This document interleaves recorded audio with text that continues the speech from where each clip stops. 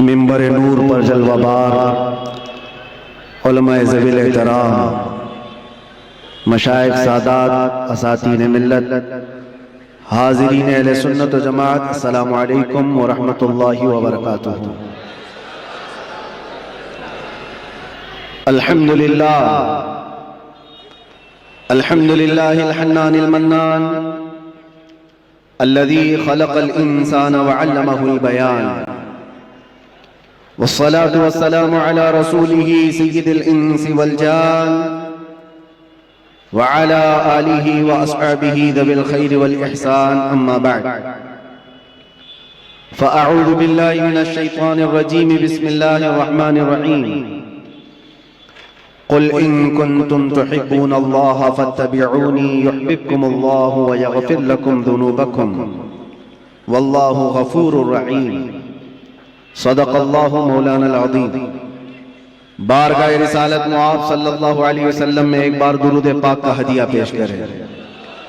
اللہم صلی علی سیدنا و مولانا محمد معدن الجود والکرم وآلہ واصحابہ الکرام وابنہ الکریم وبارک وسلم صلاة دائمة سرمدا ابدا۔ عزیزان گرامی وقار، ٹھیک ایک سال ہونے کو آ رہا ہے آپ سے ہم یہیں پر خطاب کر رہے تھے۔ پچھلے سال 28 جنوری کو آپ کے سامنے حاضر آیا تھا، لیکن رب تبارک و تعالیٰ نے سال ہونے کے 10 دن پہلے دوبارہ آپ کے سامنے مجھے پیش فرمایا۔ میں تو یہ دیکھ رہا ہوں جہاں سے ہم رکے تھے وہیں آگے چل رہے ہیں، جن کو رکانا تھا وہ تو رک گئے، اور جس کو چلنا ہے وہ چلتا ہی رہے۔ میرے عزیزوں، کچھ بھی تو فرق نہیں ہے، وہی بزم ہے، وہی دھوم ہے، وہی عاشقوں کا ہجوم ہے۔ حضور پاک صلی اللہ تعالی علیہ وسلم کی محبت میں سرشار مجمع، سرشار جلسے، سب وہی ہے۔ میں پیچھے مڑ کر کے دیکھتا ہوں، کیا میں چند دنوں کے لیے غائب تھا یا میں کہیں اندر بند تھا؟ لیکن ان روحانی مجلسوں میں دیکھ کر کے ایسا لگتا ہے تھوڑی دیر کے لیے میرے آقا صلی اللہ تعالیٰ علیہ وسلم نے آرام کی چھٹی دی تھی، باقی تو سارا منظر ویسے کا ویسا تیار ہے۔ میرے عزیزوں،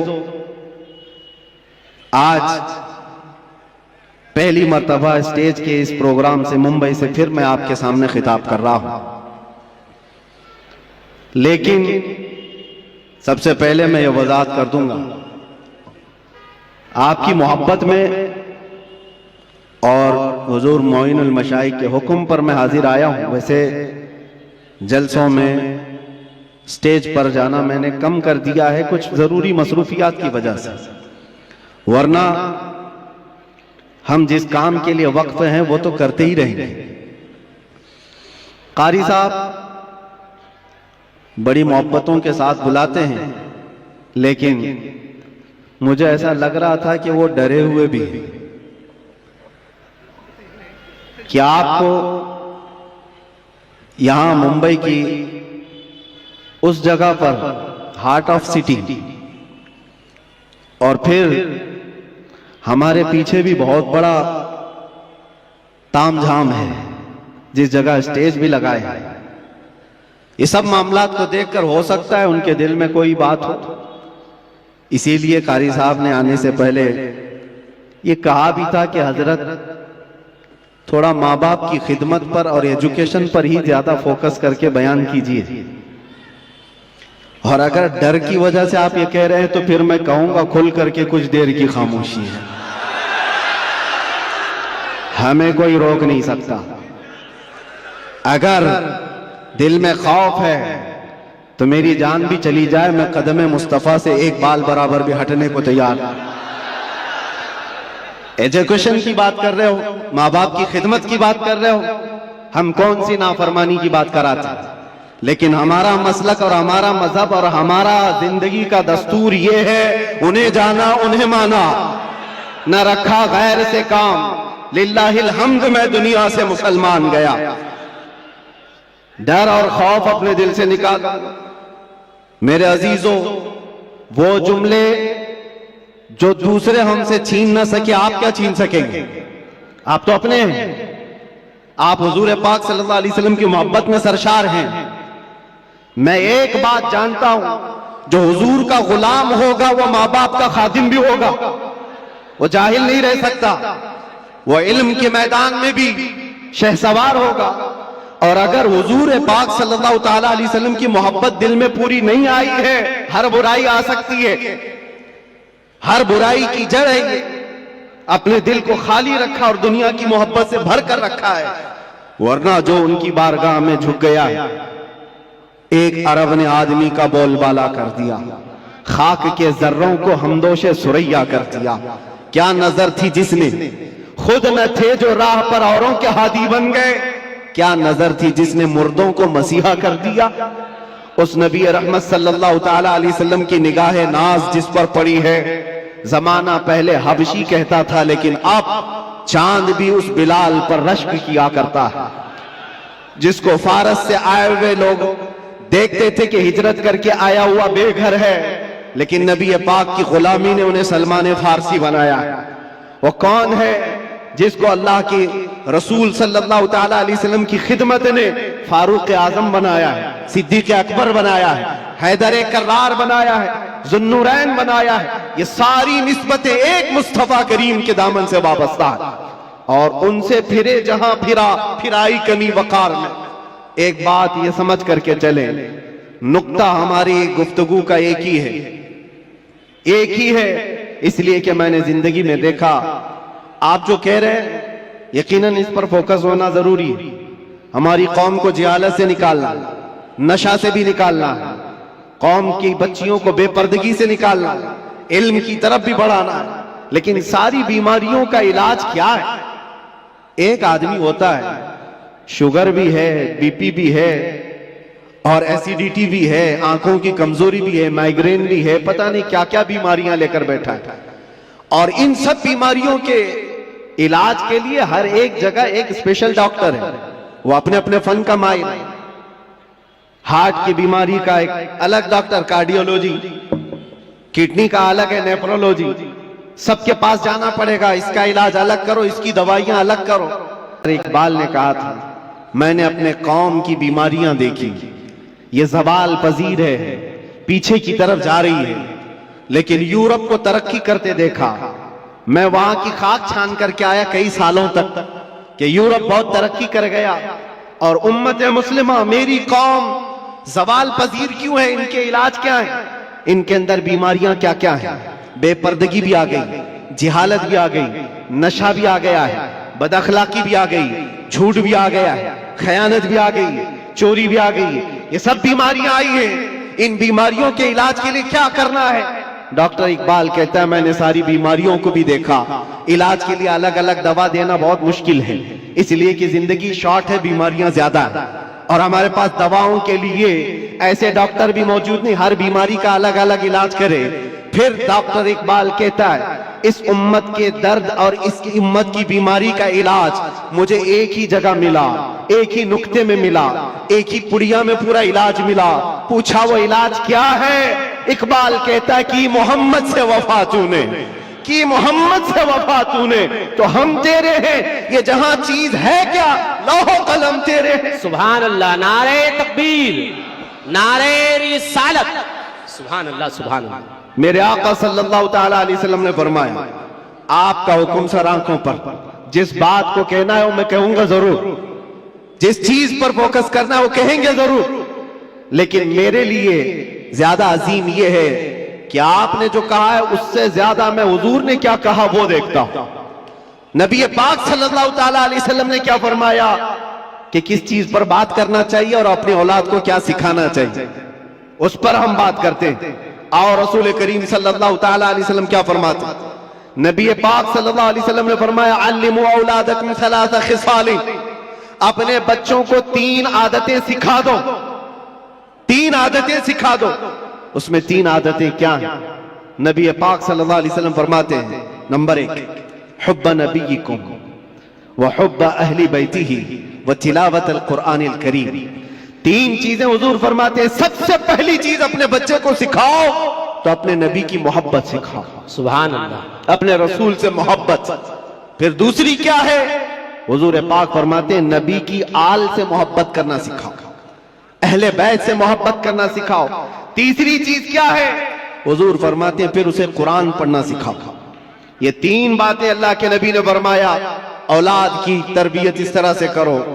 عزیزان گرامی وقار، آج بگڑے ہوئے معاشرے کے علاج کے لیے صرف ہم اسٹیج سے بولیں اور یہاں سے علاج ہو، یہ نہیں ہوتا، بلکہ اس کے لیے ماسٹر پلاننگ کی ضرورت ہوتی ہے۔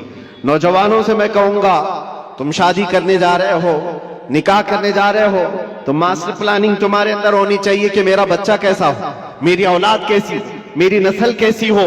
جب تک تمہارے اندر نیتیں صالح نہیں ہوتی بچے بھی اچھے نہیں آتے، اور پھر جوان ہونے کے بعد پھر سوچتے ہو بگڑ گیا ہے اب اس کو ٹھیک ٹھاک کرنا ہے۔ پودا جب درخت بن جاتا ہے تو پھر وہ اپنی شکل نہیں لے پاتا۔ پودے کو شکل دینے کے لیے جب وہ کوپل میں ہے تبھی سے اسے شکل دیا کر۔ نعرے تکبیر، نعرے رسالت، حضور معین ملت، گلے گلزار اشرفیت، اشرفی دولہا، اشرفی دولہا، حضور معین ملت چیف رکھے۔ سبحان اللہ، ماشاءاللہ، ہماری خوش بختی قائد اہل سنت، محافظ ناموس رسالت، پیر طریقت، گل گلزار اشرفیت، حضرت علامہ مولانا سید شاہ معین الدین اشرف الاشرفی الجیلانی، پریزیڈنٹ آل انڈیا سنی جمعیت العلماء و صاحب سجادہ آستانہ عالیہ درگاہ کی چوچا مقدسہ کی تشریف آوری ہو گئی ہے۔ واقعی یہ باغ زہرا کے کلی لگتے ہیں۔ حضرات، حضور معین المشائخ کی محبت میں یہ شعر سماعت کریں کہ باغ زہرا کے یہ کلی لگتے ہیں، والد ہیں ان کے ولی، یہ بھی ولی لگتے ہیں، انہیں شجرہ دکھانے کی ضرورت نہیں، یہ چہرے سے فرزند علی لگتے ہیں۔ آل نبی اولاد علی، جانشین حضور، شہید راہ مدینہ، صاحب سجادہ آستانہ درگاہ کی چوچا مقدسہ کی تشریف آوری ہو گئی ہے۔ حضرت کی زیارت کریں اور مفتی صاحب کا بیان سنیں۔ درود پاک پڑھیں۔ اللہم صلی علی سیدنا محمد وآلہ واصحابہ وبارک وسلم صلاۃ دائمۃ سرمدا ابدا۔ میں عرض یہ کر رہا تھا اور برابر جو بات چل رہی ہے اسی درمیان شہزادہ بطول گلے گلزار ہاشمیت یہاں پر جلوہ بار ہوئے۔ اللہ کے نبی صلی اللہ تعالی علیہ وسلم کی تین باتیں حضور نے فرمایا علموا اولادکم ثلاث خصال، تین عادتیں اپنے بچوں کو سکھاؤ۔ سب سے پہلی چیز حب نبیکم، اپنے نبی کی محبت۔ دوسرے حضور فرماتے حب اہل بیتہ، رسول کے گھر والوں سے محبت سکھاؤ۔ وتلاوت القرآن الکریم، تیسرے نمبر پر قرآن پاک کی تلاوت سکھاؤ۔ جن بچوں کو یہ تین چیزیں دی گئی ہیں میرے عزیزوں، پھر وہ جوانی میں قائد امت بن کر نکلتے ہیں، مصلح امت بن کر نکلتے ہیں، اور بڑے ہونے کے بعد آپ سوچتے ہو اب اس کو کیا سکھاؤں۔ ایک بات میں آپ کو بتاؤں، بچپن میں آپ نے اللہ اور اس کے رسول کی محبت اولاد میں ڈالی ہو تو بدلے میں ملتا ہے کہ جب یہ جوان ہوتا ہے اور آپ بوڑھے ہوتے ہیں اللہ تمہاری محبت اس کے دل میں ڈالتا ہے، تمہاری محبت بدلے میں ڈالی جاتی ہے۔ بوڑھا ہونے کے بعد جو یہ چاہتا ہے کہ جوان بیٹا میری خدمت کرے، تو انہیں بچپن میں اگر اللہ اس کے رسول کے حوالے کیا ہوتا آج اللہ تبارک و تعالی اس کے دل میں تیری محبت ڈال دیتا، بدلے میں ملتا ہے۔ ورنہ بڑھاپے میں تم تمنا کرتے رہ جاؤ گے یہ وہ اولاد جن کو تم نے دنیا ہی دی۔ بچہ جب بڑھ رہا تھا، جوان ہو رہا تھا، باپ تو اتنا اس کی تربیت پر اتاولا ہے، جو مانگا لا کر حاضر کر دیا، جو کھلونا بچے نے ہاتھ رکھ دیا لا کر رکھ دیا۔ تم یہ سمجھتے ہو میرے بچے کی ہر خواہش میں پوری کر رہا ہوں، میرا بچہ تو میرا ہے۔ تمہارے خون پسینے کی کمائی کی ہر چیز تم نے بچے کے سامنے حاضر کر دی۔ ان جوان لڑکیوں کو بھی میں نے دیکھا 18 سال 20 سال باپ تربیت کرتا ہے، 6 مہینے کسی لڑکے سے دوستی ہو گئی، وہ ماں باپ کو ٹھکرا کر چلی گئی۔ کیوں ایسے حالات پیش آئے؟ ماں باپ کی اہمیت ان اولاد کی نظر کیوں نہیں آ پاتی؟ وجہ صرف یہ ہے بچپن میں جو تمہیں انہیں دینا تھا وہ نہیں دیا، دنیا خوب لا کر دے دی۔ حضور پاک صلی اللہ تعالی علیہ وسلم سے پوچھا گیا کہ اپنی اولاد کو دیا جانے والا باپ کی طرف سے سب سے بہترین تحفہ کیا ہو سکتا ہے؟ تم یہ سوچتے ہو نا بچہ جب 6 سال کا ہوا، 7 سال کا ہوا، 8 سال کا ہوا، ہر سال اس کا برتھ ڈے کا انتظار کرتے ہو اور سوچتے ہو میرے بچے کے برتھ ڈے میں اس کو سب سے بہترین گفٹ دیتا ہوں، سب سے بہترین ہدیہ۔ بیٹی کو بھی باپ گفٹ دے رہا ہے، بیٹے کو بھی دے رہا ہے، لیکن وہ گفٹ کیا ہے، وہ ہدیے کیا ہیں؟ ہر سال تم جا کر دیکھ لو، کبھی کبھار جو بڑے لوگ ہیں کھلونوں سے اٹھ کر کے کبھی موبائل دے دیا، اس سے بھی اٹھ کر کے کبھی بائک دلا دیا، جس کو جو چاہا وہ دلاتا گیا۔ لیکن میرے عزیزوں، حضور پاک صلی اللہ تعالی علیہ وسلم کی حدیثوں کی روشنی میں اگر کہوں تو فرماتے ہیں اپنے بچے کو دیا جانے والا سب سے بہترین تحفہ باپ کی طرف سے وہ اپنے نبی کی محبت ہے۔ یہ سب سے بہترین تحفہ ہے۔ اچھے اخلاق و کردار تحفے میں دیا ہے تو اس نے پوری دنیا بھی دے دی اور آخرت بھی دے دیا ہے۔ بے شک، سبحان اللہ۔ یہ چیز چھوڑ کر کے ساری دکان لا کر رکھ دو۔ ہمیں پتہ ہے ہمارے بچوں کو کھلونے لیتے تو 2 دن میں پرانے ہوتے، پھر تیسرے دن وہ کھیلتے بھی نہیں۔ جتنے بھی اچھے کھلونے لا کر ان کے پاس رکھو، 4 دن کے، 5 دن کے، 8 دن کے ہیں، اس سے زیادہ کیا کھیلیں، سال بھر کھیلیں گے ٹوٹ جائیں گے۔ لیکن ان کے دلوں میں عشق رسول جو دیا گیا ہے وہ یہاں نہیں بلکہ قبر میں بھی اور حشر میں بھی وہ تحفہ کام آئے گا، سبحان اللہ، وہ کام آئے گا۔ اور اگر یہ چیز چھوڑ کر تم کچھ بھی دے دو وہ تمہارے بھی کام نہیں آئے گا۔ عزیزان گرامی اوقات، میں نے بہت سارے گھروں کے یہ معاملات محسوس کیے۔ وہ جوان بچیاں کیوں اپنے ماں باپ کو ٹھکرا رہی ہیں؟ وہ جوان لڑکے کیوں اپنے ماں باپ کو غیر اہم سمجھتے ہیں؟ 4 دن کی دوستی کر کے دوست کو اہمیت دینے لگ جاتا ہے لڑکا، یہ کہتا ہے یہ میرا دکھ سکھ کا ساتھی ہے۔ تیرا باپ کیا تھا پھر؟ تیری ماں کیا تھی جو 9 مہینے درد سنبھال کر کے تجھے اٹھا کر چلتی رہی؟ قرآن کہتا ہے جس ماں کے بارے میں کہ وہ وَوَضَعَتْهُ كُرْهًا، وہ تمہیں ایسی تکلیف میں جنم دی ہے۔ پتہ ہے حکیموں نے کہا ہے موت کے وقت 40 ہڈیوں سے روح نکل جاتی ہے تب آدمی مرتا ہے، لیکن بچے کی ولادت کے وقت ماں کی 39 ہڈیوں سے روح نکل چکی ہوتی ہے۔ وہ اس قدر درد دے کر کے بچے کو جنم دیتی ہے، 9 مہینے وہ بوجھ اٹھا کر چلتی ہے، اور اس ماں کو ٹھکرا کر کے چلا جائے بندہ اور اس کی اہمیت نہیں سمجھے۔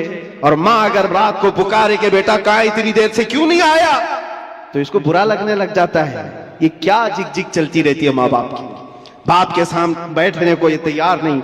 اور وہ لڑکے جو اس کے کچھ نہیں لگتے بس عیاشی کی طرف بلاتے، ان کے ساتھ پوری رات گپے لگائے۔ ماں باپ کیوں اچھے نہیں لگتے؟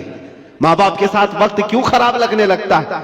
اس سب کا کارن ایک ہے، قصور ان بچوں کا نہیں ہے، ان کے ماں باپ کا ہے جو تربیت میں کمی کیا۔ قیامت کے دن جانتے ہو یہ بچے اپنے ماں باپ کے خلاف مقدمہ کریں گے، مقدمہ کریں گے۔ اللہ تعالیٰ سے یہ کہیں گے کہ مولا ہمارے ماں باپ کو دکھا وہ کہاں ہیں؟ پوچھا جائے گا کیوں؟ کہ ہم اپنے پیروں سے انہیں روندنا چاہتے ہیں، ہم اپنے پیروں سے انہیں روندنا چاہتے ہیں۔ پوچھا گیا کیوں؟ کہا آج ہم جہنم میں جا رہے ہیں تو اس کی وجہ ہمارے ماں باپ ہیں، انہوں نے ہماری تربیت نہیں کی، ہمیں خوف خدا نہیں دکھایا، ہمیں حب رسول نہیں سکھایا۔ تم کھلونے دلا کر کے ان کو گھر پراپرٹی دے کر کے تب بھی پھنسے جاؤ گے، وہاں پر پھنس جاؤ گے۔ بچے ہو تو کیسے ہو؟ میں ایک بات بتاتا ہوں میرے عزیز، نجم الدین عراق کا ایک گورنر ہے، گورنر پورے علاقے کا گورنر ہے، شادی نہیں کیا، 30 سال سے بھی زیادہ کی عمر ہو گئی، اور بڑے بڑے رشتے آتے تھے، بادشاہوں کے بیٹیوں کے رشتے، وزیر الملک کی بیٹی کا رشتہ، سب ٹھکراتا رہتا ہے، مجھے نہیں چاہیے۔ عمر نکلتی جا رہی ہے، بھائی تھا، بھائی آ کر کے کہتا ہے بھائی صاحب کوئی تو لڑکی پسند کر لو، نکاح کر لو۔ کہا نہیں میرے لائق دکھتی ہی نہیں ہے۔ کہا کیسی چاہیے تم کو؟ سلجوق خاندان کی بیٹی، وزیر الملک کی بیٹی، اتنے اعلیٰ خاندان کی لڑکیاں تو تجھے بتا رہا ہوں۔ کہا نہیں مجھے میرے لائق کی ملتی نہیں۔ کہا کیسی چاہیے، تمہارا کرائٹیریا کیا ہے، ریکوائرمنٹ کیا ہے؟ نجم الدین نے کہا میں چاہتا ہوں مجھے ایسی بیوی ملے جو میرا ہاتھ پکڑ کر جنت میں لے جائے۔ سبحان اللہ۔ دوسری چیز میرا کرائٹیریا یہ ہے ایسی بیوی ملے مجھے جو مجھے دنیا سے بیزار کرے اور اللہ کی طرف لے جائے۔ تیسری چیز مجھے ایسی چاہیے کہ اس سے پیدا ہونے والا بیٹا ایسا ہو جو بیت المقدس کو آزاد کرائے. سبحان اللہ سبحان اللہ. قبلہ اول مسلمانوں کا اس وقت یہود و نصارہ کے ظالم ہاتھوں میں تھا. نجم الدین نے یہ سوچا اور شادی کرنے کو تیار نہیں. ظاہر سی بات ہے ایسے کرائٹیریا کی لڑکی ڈھونڈنا بھی مشکل ہے, ملے تو کہاں ملے. شادی نہیں کرنا. ایک دن تقریر کی جامع مسجد میں, وہاں کے بہت بڑے بزرگ تھے, ان کے پاس بیٹھا تھا. مغرب کے بعد درس دے رہے تھے شیخ, علاقے کے شیخ اعظم. اچانک پردے کے پیچھے سے ایک خاتون کی آواز آئی, حجاب میں تھی. شیخ نے پوچھا کون ہے؟ لڑکی نے اپنا نام بتایا, ست الملک ہوں. ایک فقیر خاندان کی لڑکی تھی. تو آپ جلال میں آئے. بزرگ جو شیخ اعظم ہے فرماتے بیٹی تجھے ہو کیا گیا ہے؟ میں نے آج اتنا بڑا رشتہ بھیجا تھا, تو نے ٹھکرایا. اس لڑکی نے کہا وہ میرے لائق نہیں تھا.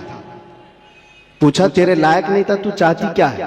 وہ پردے کے پیچھے سے کہتی ہے میں چاہتی ہوں مجھے ایسا دولہا ملے جو میرا ہاتھ پکڑ کر جنت میں لے جائے. سبحان اللہ سبحان اللہ. اور میں یہ چاہتی ہوں ایسا شوہر ملے جس سے پیدا ہونے والا بیٹا بیت المقدس کو آزاد کرائے. سبحان اللہ. نجم الدین اسی محفل میں بیٹھا ہوا. کہا میری سوچوں سے پوری سوچ ملتی ہے اس خاتون کی جو پردے کے پیچھے. اٹھا اور شیخ سے کہا حضور کیا میری سگائی یا میری منگنی اس لڑکی سے آپ کرا سکتے ہیں جو پردے کے پیچھے؟ بزرگ نے فرمایا تو دیکھا ہے اس کو؟ کہا مجھے ضرورت نہیں. کہا تو جانتا ہے اس کا خاندان؟ کہا وہ بھی مجھے ضرورت نہیں, اس کی نیت میرے لیے کافی. جو میری نیت ہے وہ اس کی نیت ہے. شیخ نے فرمایا نجم الدین تو علاقے کا گورنر ہے اور وہ اس محلے کے سب سے فقیر خاندان کی لڑکی ہے, کہاں میچنگ ہوگی؟ نجم الدین نے کہا پھر بھی مجھے چلے گا. وہ مغرب کے بعد بیٹھا, عشاء سے پہلے اسی مسجد میں نکاح بھی ہو گیا. سبحان اللہ. اسی رات کو بدائی بھی ہو گئی. ادھر لڑکا بھی راضی لڑکی بھی راضی. نیتوں کا ملاپ تھا, نیتوں کا ایکجا ہونا تھا. یہ نجم الدین اپنی دلہن کو لے کر گیا. جانتے ہو میرے عزیزوں, تاریخ کے اوراق اٹھا کر دیکھ لو, یہ وہ حسین جوڑا ہے جس سے پیدا ہونے والے لڑکے کا نام صلاح الدین ایوبی. سبحان اللہ سبحان اللہ سبحان اللہ. بہت خوب. سبحان اللہ. کون ہے صلاح الدین؟ یہ آسمان سے اترا ہوا نہیں تھا, یہ زمین سے نکلا ہوا نہیں تھا. ماں باپ کی صالح نیت کی وجہ سے صلاح الدین پیدا ہوتا ہے. ماں باپ کی جب تربیت ہو, ان کی نیت صالح ہو, تو آج بچے صالح پیدا ہوں گے. لوگ آج ظاہر سی بات ہے, ایک صاحب ہے وہ سوال کر رہے تھے, وہ بیان کر رہے تھے. اس بیان میں ایک خاتون نے آ کر کے کہا مولانا آپ کربلا کے واقعات بہت سناتے ہیں, کربلا کے واقعات بہت سناتے ہیں, حسین اعظم کے تذکرے, ان کے صبر, ان کے استقامت, ان کے جذبے شہادت سب بہت سناتے, لیکن پھر کوئی حسین کیوں نہیں پیدا ہوتا؟ مولانا نے اچھا جواب دیا. وہ خاتون سوال کر رہی تھی, کہا حسین ضرور پیدا ہوگا, پہلے فاطمہ تو آئے کوئی. سبحان اللہ سبحان اللہ. فاطمہ ہوگی تو حسین بھی آئے گا. گھروں کے حالات جب درست ہو جاتے ہیں تو میرے عزیزوں ان خاندانوں میں نیک و صالح اولاد ہوتی ہے. درخت بن جانے کے بعد ہم تربیت کی سوچ رہے ہیں بگڑے ہوئے معاشرے کو سدھارنے کے لیے. اب تو یہاں پر کچرا نکالنے کے لیے ہاتھ نہیں, بڑے بڑے بلڈوزر لگانے پڑتے ہیں, تب جا کر کے کچرے نکلیں گے. لیکن جو نوجوان ہیں میں ان سے گزارش کروں گا نیت کر لو, صالح نیت, اللہ کی بارگاہ میں کہ مولا مجھے تحسین فرج عطا فرما, میری شرمگاہ کی حفاظت عطا فرما, مجھے وہ نیک خاتون دے جو مجھے دنیا سے ہٹا کر جنت کی طرف لے جائے, مجھے دنیا کی محبت سے نکال کر اللہ اس کے رسول کی محبت ڈالے. تمہاری نیتوں سے اللہ تبارک و تعالیٰ وہ چیز تمہیں عطا کرے گا. پہلے سے اگر یہ سوچتا ہے جوان ایسی دلہن ملے جو 4 لوگوں میں کھڑا کروں تو لوگ اسے دیکھتے رہے, بے حیا آدمی, دیوس آدمی جو اپنی عورت کا مظاہرہ کرانا چاہتا ہے, شادی اس لیے کرنا چاہتا ہے کہ 4 لوگوں میں اس کی خوبصورتی دکھائے, وہ جہنمی ہے, وہ جہنمی ہے. 3 بار فرمایا. پوچھا کون؟ حضور فرماتے ہیں جو اپنی جس کی عورت اس کے شوہر کے بغیر بے پردہ باہر نکلتی, یا جو مرد اپنی عورت کو آزاد گھماتا ہے، اس کے بارے میں کہا گیا وہ دیوس ہے، جہنمی۔ تمہاری نیتیں صالح ہو، تمہاری نیتیں پاکیزہ ہو تو اولاد بھی آئے گی۔ اور معاشرے میں اصلاح کے لیے ہمیں ماسٹر پلاننگ کی ضرورت ہے۔ یہی میں کہنا چاہتا ہوں، آج بیج بو، فصل تمہاری نسل نکالے گی اور اچھی عمدہ فصل دیکھے گی۔ اور اس معاشرے کے بگڑے ہوئے حالات کو میرے عزیزوں مل کر کے صحیح کیا جا سکتا ہے۔ نشہ کے متعلق مجھے بڑی عجیب کوفت محسوس ہوتی ہے۔ کیوں؟ تم کس نشے میں آج ڈوبے ہوئے ہو؟ کون سا ہے یہ نشہ؟ یہ شراب، دھتورا، یہ سارے ڈرگز، اس چیز کے لیے امت مسلمہ بنائی گئی۔ قرآن میں تو اللہ فرماتا ہے کنتم خیر امت اخرجت للناس، تم سب سے بہترین امت ہو جو انسانوں میں نکالے گئے ہو۔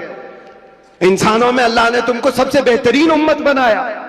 بہترین امت کے یہ کام کہاں سے ہو سکتے ہیں؟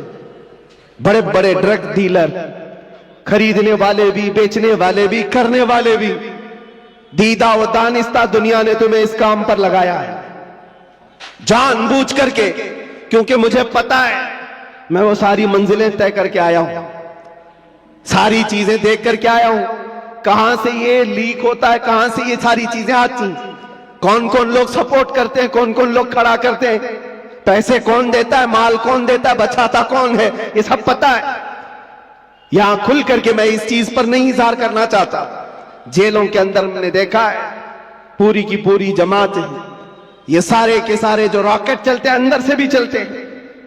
حیرت کی بات ہے، ایک چھوٹی سی پن نہیں آ سکتی تھی وہاں پر، لیکن نشہ آ جاتا ہے۔ کون لاتا ہے؟ کیسے آتا ہے؟ اب اس کی تو ہر ایک کو اندازہ ہونا چاہیے۔ جب شہر کا منصف ہی چور ہو، جب حاکم ہی غدار ہو، تو پھر یہ ہم امید نہیں کر سکتے کہ وہاں پر اچھی فصل نکلے گی۔ شیخ سعدی نے صحیح چیز ہے لذت آشنائی، سبحان اللہ، سبحان، نعرے چیز ہے نعرے رسالت۔ وہ آنکھوں سے میرے مصطفیٰ نے وہ پلایا تھا جس کے بعد دنیا کی شراب ہیچ ہو گئی تھی۔ آج تم نے آنکھوں سے اگر پینا ہے تو آؤ حضور پاک صلی اللہ علیہ وسلم کی بارگاہ میں۔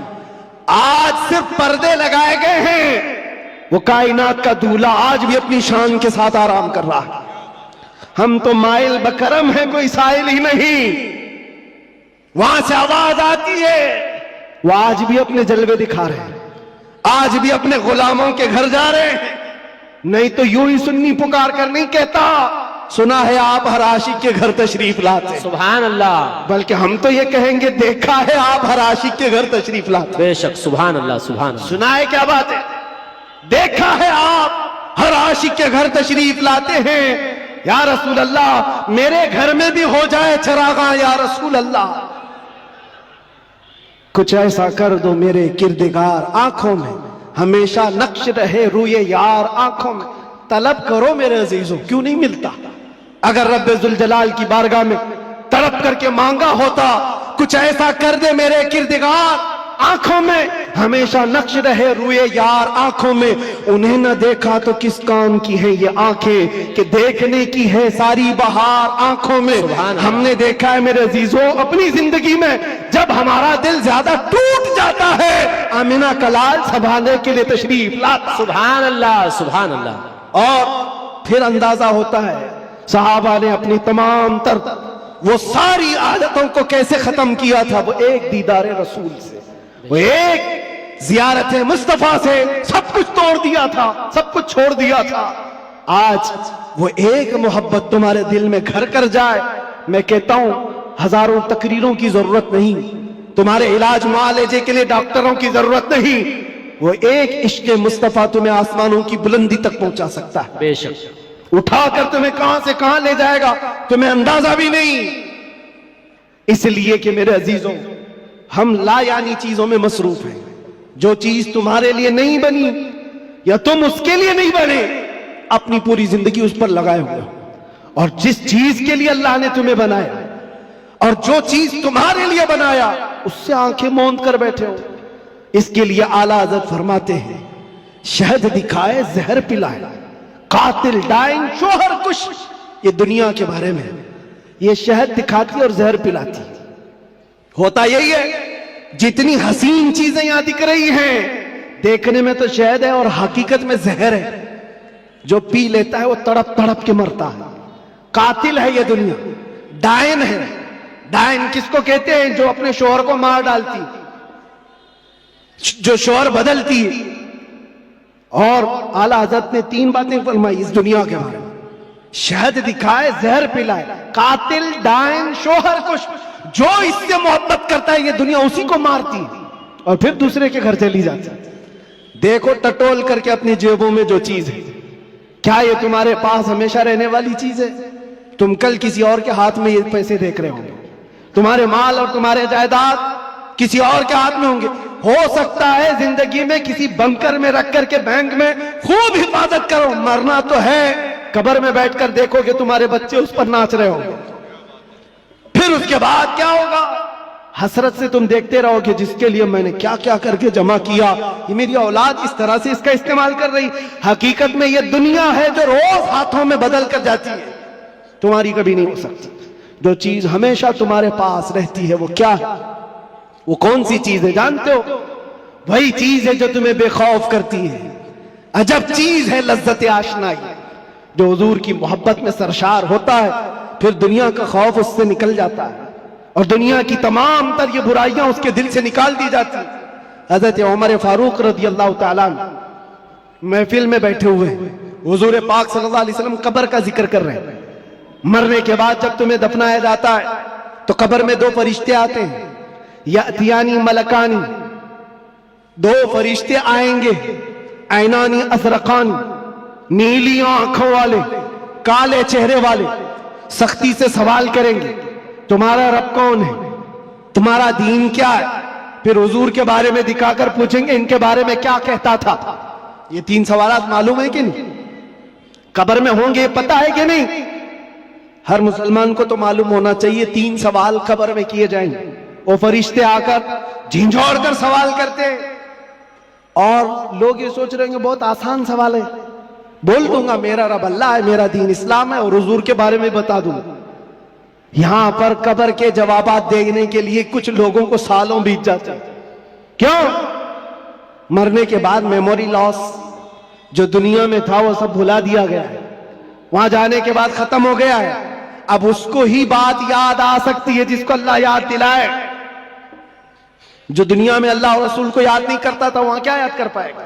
اب سنو، حضرت عمر فرماتے ہیں حضور پاک صلی اللہ تعالیٰ علیہ وسلم نے پوچھا اے عمر، توجہ چاہو، اے عمر تیری قبر میں یہ 2 فرشتے آئیں گے، سوالات کریں گے تو کیا جواب دے گا؟ کیا جواب دو گے؟ اب حضرت عمر کی باری تھی. قبر میں پوچھے جانے والوں کا جواب کیا دیا جائے گا؟ حضرت عمر نے کہا یا رسول اللہ صلی اللہ علیہ وسلم پہلے آپ مجھے یہ بات بتا دیں، وہ فرشتے جو 3 سوالات کرنے والے ان کا جواب میں کیا دوں گا وہ بات کی بات. پہلے آپ مجھے یہ بتائیں آج جو میں آپ سے محبت کرتا ہوں مرنے کے بعد قبر میں یہ محبت رہے گی کہ نہیں رہے گی؟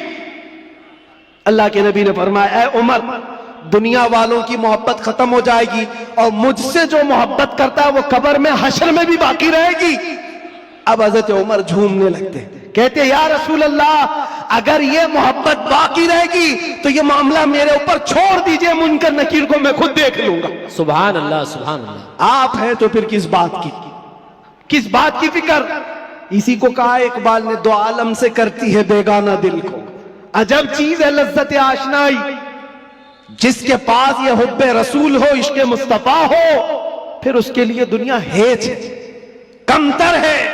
اس کا یقین بڑھ جاتا ہے، اس کا توکل بڑھ جاتا ہے. اسی لیے اے نوجوانوں آج میں نے محسوس کیا ہے ہمارے پاس جمع کرنے کی کوئی چیز نہیں رہی. جو جمع کرنا چاہتے ہیں وہ ہاتھ سے نکل کی چلی جاتی ہے. لیکن جتنے لوگوں کو جمع کرنا چاہو وہ بھی ٹوٹتے رہ جاتے ہیں. دنیا میں آپ زندگی گزار کر کے دیکھ لینا، یہ دنیا کو سمیٹتے سمیٹتے رہ جاؤ کہ کبھی پورے ہاتھ میں نہیں آتی. یہ بکھرے ہوئے دانوں کی طرح کہ وہ تسبیح کے ٹوٹے ہوئے دانے جس کو کوئی سمیٹتا رہتا ہے، ادھر کا سمیٹا ادھر نکل گیا، ادھر کا سمیٹا ادھر نکل گیا. دنیا پوری زندگی بھر تمہارے ساتھ یہی تماشا کرتی رہ جائے گی. اسی لیے اعلیٰ حضرت کی وہ بات یاد کر لو. اعلیٰ حضرت نے کہا ساری دنیا کو سمیٹتے سمیٹتے کوئی آتا ہی نہیں, اس کو راضی کیا وہ ناراض ہوا, اس کو راضی کیا یہ ناراض ہوا. کیوں سب کی رضا کی کوشش کرتے رہتے ہو؟ ایک کو راضی کرو جس سے خالق بھی راضی ہو جائے, ایک کو راضی کرو. اور صحابہ یہ پوائنٹ جانتے تھے, اس لیے انہوں نے ساری چیزیں چھوڑ دی, مصطفیٰ کو راضی کرنا شروع کیا. اگر نبی راضی ہے تو پوری کائنات راضی. اللہ تبارک و تعالیٰ سب کے دلوں میں تمہاری محبت خود ڈالے گا. اور علامہ بدر الدین عینی فرماتے ہیں حضور سے محبت کرنے والا اگر وہ 70 پردوں کے اندر بھی چھپا رہے, اللہ اس کی محبت انسانوں کے دلوں میں ڈالتا ہے. سبحان اللہ, سبحان. تمہیں پرچار کرنے کی ضرورت نہیں, پوسٹر لگانے کی ضرورت نہیں, دل میں حب رسول بسا کر کے دیکھو, جہاں سے گزرو گے وہ جنگل منگل بنتا ہی رہے ہر جگہ. میرے عزیزوں میں تو بہت کم تر آدمی, میں ایک چھوٹا آدمی, لیکن مجھ سے جو نسبت جڑی ہوئی ہے وہ نام مصطفیٰ کی. دنیا مجھے جو پہچانتی ہے میرے باپ کے نام سے نہیں, مصطفیٰ کے قدموں کے نام سے. اور اسی لیے میں فخر سے کہتا ہوں یا رسول اللہ میری بات بن گئی ہے تیری بات کرتے کرتے, میری بات بن گئی ہے تیری بات کرتے کرتے. ہم نے دیکھا ہے ان کی جو بات کرتا ہے ہر دل پہ راج کرتا ہے. 100 سال گزر جانے کے بعد بھی ہماری محفلوں سے اعلیٰ حضرت کا نام جاتا نہیں. وجہ کیا ہے؟ وہ فلسفی تھے, وہ سائنسدان تھے, بڑے پرہیزگار تھے, منطقی تھے, عالم تھے, فقیہ تھے. اس سب کی وجہ سے نہیں, وہ ہمارے دلوں پر راج کرتے ہیں تو اس لیے کہ سینہ کوٹ کوٹ کر بھرا ہوا تھا عشق رسول, سبحان اللہ, بے شک, محبت مصطفیٰ سے بھرا ہوا تھا. اس لیے دنیا آج بھی سروں پر رکھتی ہے, آنکھوں پر رکھتی ہے. اور ہم نے دیکھا ہے 700 سال بھی گزر جائے, 800 سال بھی گزر جائے, ہمارے مجمع کا بچہ بچہ جانتا ہے مولا یا صلی وسلم دائما ابدا علی حبیبک خیر الخلق کلہم. قصیدہ بردہ شریف, اس کے اشعار عربی میں ہے, سمجھ میں نہیں آتے لیکن پھر بھی جھوم جاتے ہو. کس نے پڑھا تھا یہ بھی نہیں معلوم, لیکن 700 سال پہلے ایک ایسا عاشق رسول تھا جس کو لقوے کی بیماری ہو گئی تھی, فالج ہو گیا تھا, پیرالائز ہو گیا تھا, بستر پر لیٹا. سارے حکیموں نے کہہ دیا علاج نہیں ہوگا, ہاتھ اور پیر اٹھائے نہیں جا رہے تھے, اور عاجز و مجبور ہو کر اپنے بستر پر لیٹ کر کے یہ پکارا تھا مولا صلی وسلم دائما ابدا علی حبیبک خیر الخلق کلہم امن تذکر جیران بذی سلم مزجت دمعا جرا من مقلة بدم ام حبت الريح من تلقاء كاظمة او اومد البرق في الظلماء من اظم فما لعينيك ان قلت اكففا همتا وما لقلبك ان قلت استفق يهمي محمد سيد الكونين والثقلين والفريقين من عرب ومن عجم نبينا الآمر الناهي فلا أحد أبر في قول لا منه ولا نعم يا أكرم الخلق ما لي من ألوذ به سواك عند حلول الحادث العمم ولن يضيق رسول الله جاهك بي إذا الكريم تجلى باسم منتقم فإن من جودك الدنيا وضرتها ومن علومك علم اللوح والقلم يا نفس لا تقنتي من زلة عدمت إن الكبائر في الغفران كاللمم لعل رحمة ربي حين يقسمها تأتي على حسب العصيان في القسم يا ربي واجعل رجائي غير منعكس لديك واجعل عصابي غير منخرم والطف بعبدك في الدارين إن له صبرا متى تدعوه الأهوال ينهزم وأذن لصحب صلاة منك دائمة على النبي بمنهل ومنسجم ثم الرضا عن أبي بكر وعن عمر وعن علي وعن عثمان ذي الكرم يا ربي بالمصطفى بلغ مقاصدنا واغفر لنا ما مضى یا واسع الکرم. 170 اشعار ہیں, پڑھوں تو صبح ہو جائے گی, لیکن عاشق رسول نے پکارا تھا, صبح ہوئی نہیں, آمنہ کا لال خواب میں تشریف لے آیا. سبحان اللہ, نعرہ تکبیر, نعرہ رسالت, نعرہ حیدری, لبیک لبیک لبیک یا رسول اللہ, لبیک لبیک لبیک یا رسول اللہ, لبیک لبیک لبیک یا رسول اللہ. عزیزان گرامی وقار, اس عاشق رسول کی بات اس لیے پڑھتا ہوں کہ پڑھے ہوئے 700 سال گزر گئے, اشعار میں آج بھی اثر ہے، آج بھی اثر ہے. ہم نے بھی پکارا ہے، ہم نے بھی دیکھا ہے مناظر، ہم نے بھی وہ جلوے دیکھے، لیکن اس بوسیری کا قصیدہ اللہ نے ہر جگہ مشہور عام کر رکھا، اس لیے کہ جو نبی کی بات کرتا ہے وہ قیامت تک دلوں پر راج کرتا. سبحان اللہ. بے باقی شک تم کچھ بھی جمع کر لو، جو بھی عہدے منصب، ارے کل گزر جانے دو، پرائم منسٹر بھی بن جاؤ، چیف منسٹر بھی بن جاؤ، جہاں کرسی ہٹی پیپر کے ٹکڑے میں بھی تمہارا نام نہیں آئے گا. دنیا بنا دیتی ہے کہاں سے کہاں. وہ 80 سال کے 90 سال کے بوڑھے جن کو حکومت نے سائیڈ لگا کر رکھا ہے، کسی مجلس میں بلاتے بھی نہیں. ایک زمانے میں وہ دبنگ کہلاتے تھے، پوری دنیا کو بھڑکاتے تھے. آج تو موت کی تمنا کرتے رہتے ہیں، نہ موت آتی ہے نہ کوئی ملنے آتا ہے. یہ حالت کیوں ہو گئی؟ دنیا جمع کیا، تخت جمع کیا، تاج جمع کیا، لیکن مصطفیٰ کے قدموں میں جو وابستہ ہوا ہے ہم نے دیکھا ہے. یہاں حضور کی غلامی کا حال یہ ہے، جو جتنا بوڑھا ہوتا ہے اتنی عزت بڑھتی چلی جاتی. بے شک. نعرے تکبیر، نعرے رسالت، مسلک اعلی حضرت حضور معین ملت، اشرفی دولہا، محافظ ناموس رسالت. سبحان اللہ. اور اصل بات تو یہ ہے، محمد کے غلاموں میں بڑھاپا نہیں آ سکتا. یہاں کوئی پرانا نہیں ہوتا، کوئی پرانا نہیں ہوتا. عزیزان گرامی وقار، جب تمہیں یہ ساری چیزیں ہم صاف بتا رہے ہیں تو پھر ادھر ادھر کی ٹھوکریں نہ کھاؤ، ادھر ادھر نہ جاؤ. پھر بریلی والا کیا کہتا ہے سنو، آج لے ان کی پناہ، آج مدد مانگ ان سے، کل نہ مانیں گے قیامت میں اگر مان گیا. ایک بات بتا رہا ہوں آپ، قبر کے 3 سوالات ابھی میں نے ذکر کیا. ایک بہت عظیم نکتہ، ایک بڑے مفکر ہیں، انہوں نے فرمایا بڑا عظیم ہے. 3 سوالات کر رہے ہیں فرشتے. توجہ.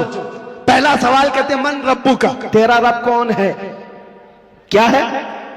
سمجھ میں آ رہی میری بات؟ تیرا رب کون ہے؟ فرشتے یہ نہیں پوچھ رہے تیرا رب کون تھا، قبر میں پوچھ رہے تیرا رب کون ہے؟ کہے گا میرا رب اللہ ہے.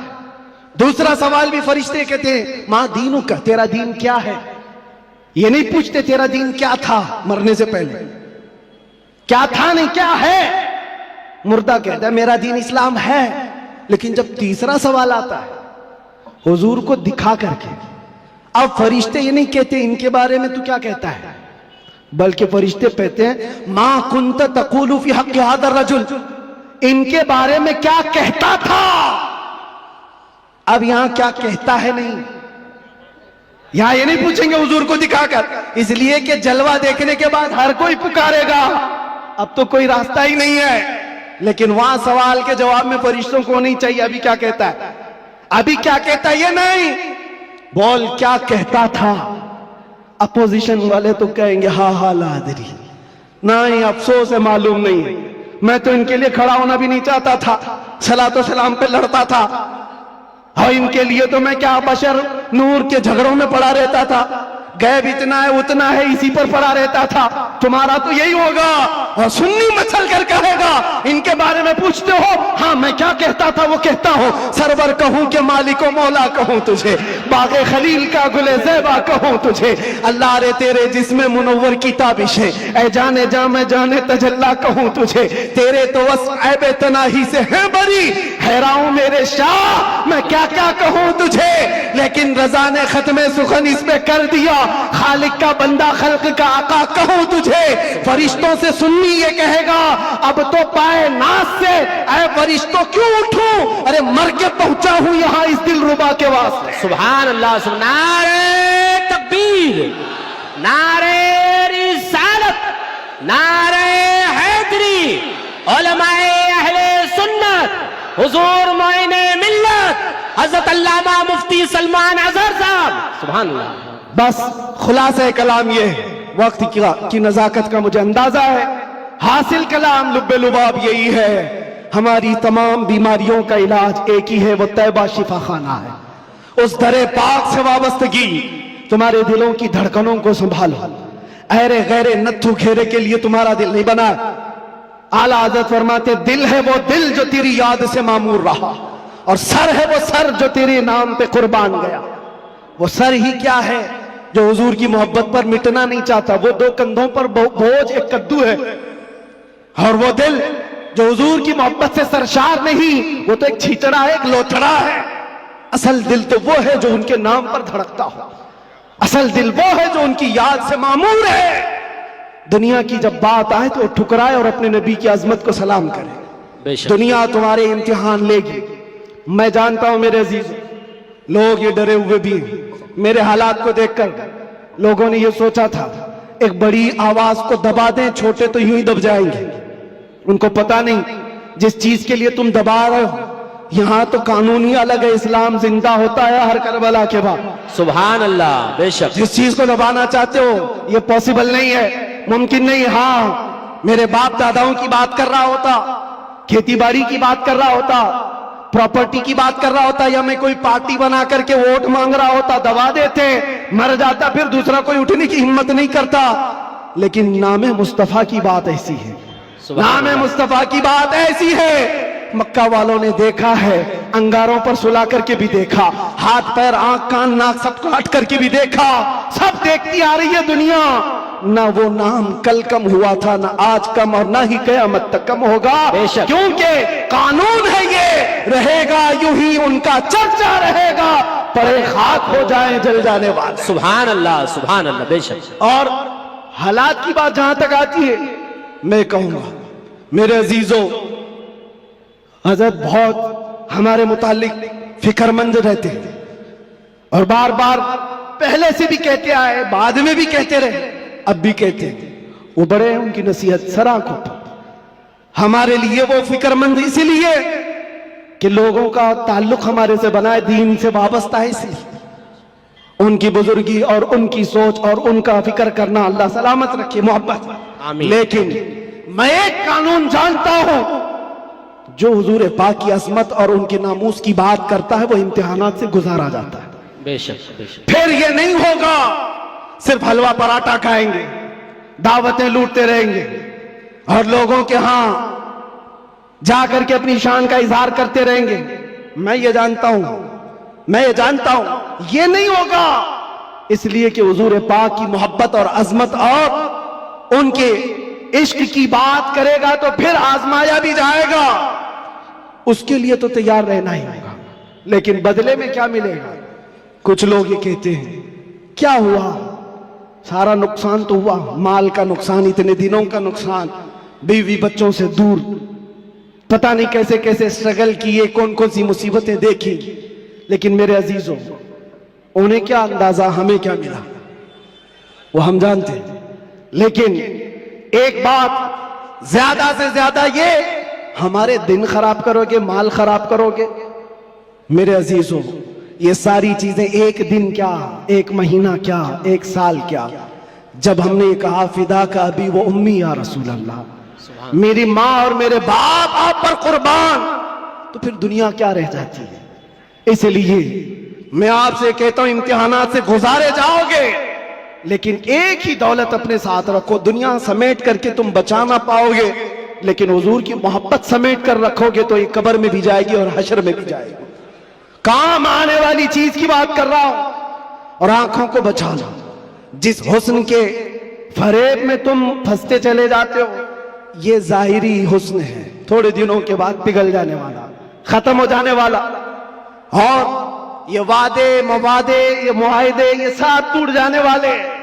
ہمیں پتہ ہے کتنے عاشق معشوق ہیں جو چاند توڑ کر لانے والے تھے، اپنی محبوبہ کے لیے تارے توڑ کر لانے والے تھے. ان کی محبوبائیں شکایت کرتی ہیں شادی کے بعد، حضرت یہ تو کان کی ایک بالی بھی نہیں لاتا، تارے لانے والا تھا، گھر میں راشن اور آٹا نہیں لاتا، چاند پر لانے والا تھا. یہ سب دنیا مجازی عشق کے ڈھکوسلے. لیکن ہم جانتے ہیں جنہوں نے حضور سے کہا تھا میری جان آپ پر قربان، مصطفیٰ نے انہیں چھوڑا نہیں، پھر چھوڑا نہیں، اور اللہ تعالیٰ نے انہیں اٹھا کر کہاں سے کہاں پہنچایا. آج بھی دنیا یہ کہتی ہے حضور کی محبت میں جو حضور کو ایک بار دیکھا ہے وہ پوری امت کے غوث ابدال قطب سے بھی اعلیٰ. کسی غوث کا بھی مقام وہاں تک نہیں پہنچ سکتا. یہ بات یاد رکھیں، یہی ایک دولت ہے جو تمہیں بہت بلند کرتی ہے. آج مجھے جو پہچانتی ہے دنیا میں وہ جانتا ہوں صرف اسی بات پر، جب تک بکے نہ تھے تو کوئی پوچھتا نہ تھا. یا رسول اللہ تم نے خرید کر ہمیں انمول کر دیا. سبحان اللہ. حضور کا نام جس سے جڑتا ہے وہ دیکھا ہے مناظر, وہ دیکھا ہے جلوے. اسی لیے اٹھو اے نوجوانوں, آنکھوں کو تیار کرو اس جلوے جہاں آرا کی زیارت کے لیے, جس کا ایک بار سما جانا تمہارے اندر کی ساری بیماریوں کو ختم کر دے گا. نشہ ہے چھوٹ جائے گا, جہالت ہے ختم ہو جائے گی, بد کرداری ہے سیدھے ہو جاؤ گے. ہم نے تاریخ دیکھا ہے, جو ڈاکو تھے, چور تھے, جیسے جیسے تھے, ایک دولت عشق مصطفیٰ کیا آئی, انہیں کہاں سے کہاں بنائی. فضیل بن عیاض کون ہے, حبیب اعجمی کون ہے, ان کی تاریخیں پڑھو. بشر حافی کون ہے, کس دولت نے انہیں ولایت کے اعلیٰ مقام پر پہنچایا ہے. وہ نبی پاک کی محبت ہے, ان کی عظمت ہے. اسی لیے میں آخر میں اتنا ہی کہوں گا, آج لوگ یہ پوچھتے ہیں کیا ملے گا, تمہیں اندازہ نہیں کیا ملے گا. ان آنکھوں کو نشہ سے اگر مکت کرنا چاہتے ہو, ایک خمار اپنے آنکھوں میں ڈالو, نشہ ہر طرح کا چھوٹے گا, شراب بھی اور ڈرگز بھی, ساری چیزیں چھوٹیں گی. ایک تمنا کرو, ایک تمنا کرو, کچھ ایسا کر دے میرے کردگار آنکھوں میں. اللہ تعالیٰ جس دن یہ دعا تمہاری قبول کر لے اور وہ دن آ جائے, اور اتنا ہی نہیں, بارگاہ مصطفیٰ میں بھی پکارا کرو. وہ غیرت مند رسول ہے, وہ سخی رسول ہے, لجپال رسول ہے. اتنا دیا سرکار نے مجھ کو جتنی میری اوقات نہیں, یہ تو ان کا کرم ہے, ورنہ مجھ میں تو ایسی بات نہیں. پکارنے والوں نے پکارا ہے, جس نے جیسا پکارا ویسے اسے عطا کیا گیا ہے. دیر لگے گی, کبھی تو وہ وقت آئے گا, کبھی تو وہ رات آئے گی جب تمہارا نصیبہ جاگ رہا ہوگا, ہر چیز چھوٹ چکی ہوگی. آمنہ کا لال تمہارے گھر تشریف لایا ہوگا, اور پھر تم بھی پکار کر کے وہی کہہ رہے ہوگے جو پیر مہر علی شاہ نے کہا تھا, مکھ چند بدر شاشانی ہے, کالی زلفت اکھ مستانی ہے, مخمور اکھیں ہن مد بھریاں, اس صورت نو میں جان اکھاں, جان اکھاں کی جان جہاں اکھاں, سچ اکھاں رب دی شان اکھاں, اس شان تو شانہ سب نبیاں. سبحان اللہ ما اجملکا ما اکملکا ما احسنکا. کتے مہر علی کتے تیری سنا, گستاخ اکھے کتی جاڑیاں. پھر اقبال کی بات آئے گی, اقبال کہے گا محمد کی محبت دین حق کی شرط اول ہے, اسی میں ہو اگر خامی تو سب کچھ نامکمل ہے. اسی جلوے کو دیکھ کر کے بریلی سے آواز آئی تھی, وہ کمال حسن حضور ہے کہ گمان نقص جہاں نہیں, یہی پھول خار سے دور ہے, یہی شمع ہے کہ دھواں نہیں.